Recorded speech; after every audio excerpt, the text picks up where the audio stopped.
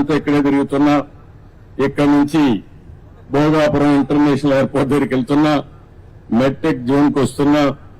ఈ జిల్లాలో మొట్టమొదటిసారిగా నా పర్యటన మీరు చూస్తే పోలవరం అయింది, ఆ తర్వాత అమరావతి అయింది, నాకు ఓట్లేసిన కుప్పం కాన్స్టిట్యున్సీ పోయాను, ఆ తర్వాత ఢిల్లీకి పోయి మన రాష్ట్రంలో మొత్తం దివాలా తీశాం. అసలు డబ్బులు లేని పరిస్థితి, ఆ డబ్బులు లేని పరిస్థితి నుంచి ఏ విధంగా అధిగమించాలో ప్రధానమంత్రి గారిని అందరినీ కలిశాను.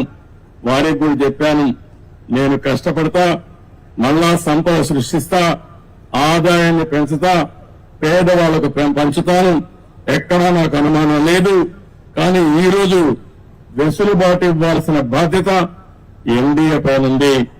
మనందరం కలిసి చెప్పాం, ప్రజలు మన యొక్క ఆలోచనని ప్రభావితమై బ్రహ్మాండమైన విజయం, దేశంలో ఎక్కడా ఇవ్వని విజయాన్ని ఎన్డీఏకి ఆంధ్రప్రదేశ్ గా ప్రజలు ఇచ్చారు.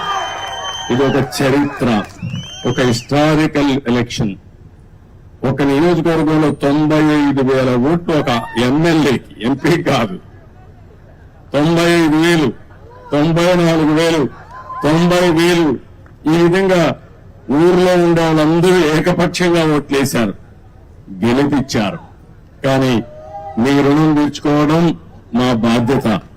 అందుకే నేను ఇంకొక మాట కూడా చెప్తున్నా, ఓట్లు వేసాం, మా పని అయిపోయిందని ఇంట్లో పడుకుంటే మళ్ళా దొంగ మాటలు చెప్పే వాళ్ళ మాటలు వింటే వాళ్ళ బజార్లో తిరగనిస్తే మళ్ళా మన బతికేమవుతుందో మీరే ఆలోచించుకోవాల్సిన అవసరం అని నిన్నే చూస్తున్నా.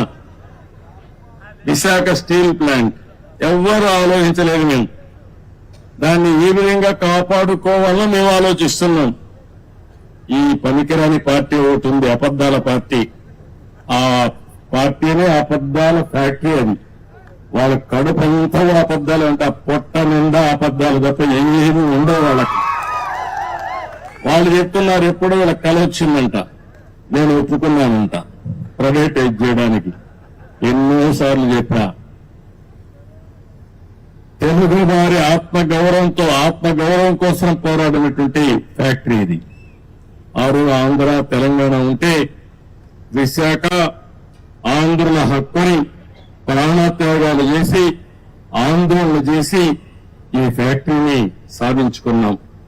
ఆ తర్వాత ఇది ప్రైవేటైజ్ చేస్తామన్నప్పుడు వాజపేయి గారి గవర్నమెంట్ లో నేను గట్టిగా ఫైట్ చేసి ప్రైవేటైజ్ చేయకుండా కేంద్రం ఆర్థిక సహాయం చేసి ఈ ఫ్యాక్టరీని కాపాడుకున్నాం. ఇప్పుడు కూడా ఏ విధంగా కాపాడుకునే బాధ్యత తీసుకొస్తాం. ఈ చేతగానే అబద్దాలు చెప్పే వాళ్ళ మాటలు నమ్మితే చాలా సమస్యలు వస్తాయి. ఒక పక్క అబద్దాలు చెప్పే వాళ్ళని ఎప్పటికప్పుడు ఖండన చేయాలి, ఖండిస్తుని మళ్ళా వాస్తవాలు చెప్పాలి. అక్కడ వాస్తవాలు చెబితే మీకు పనులు చేయాలి. ఓసారి మీరు కూడా అనుకుంటారు, అబద్దాలు చెప్పంగా ఏదో సామెత ఉంది,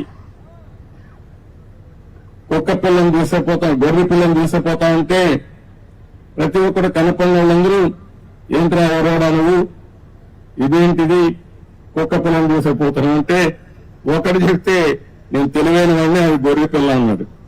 రెండో వాళ్ళు చెప్తే ఏంటి మళ్ళా చూసుకున్నాడు, మళ్ళా నిర్ధారించుకొని ముందుకు పోయాడు. మూడోసారి చెప్తే వీడికి అనుమానం వచ్చింది. నాలుగోసారి అంటే ఇది కుక్క పిల్లని పారేసి వెళ్ళిపోతాడు. అది పందాలో ఈ వైఎస్ఆర్ కాంగ్రెస్ పార్టీ పనిచేస్తా ఉంది. కానీ కరడు కట్టిన ఆర్థిక ఉగ్రవాదులు వీళ్ళు, విశాఖపట్నాన్ని దోచేసినటువంటి దొంగలు వీళ్ళు వదిలిపెట్టే సమస్య ఉండదు. ఏం భయపడవలసిన అవసరం లేదు.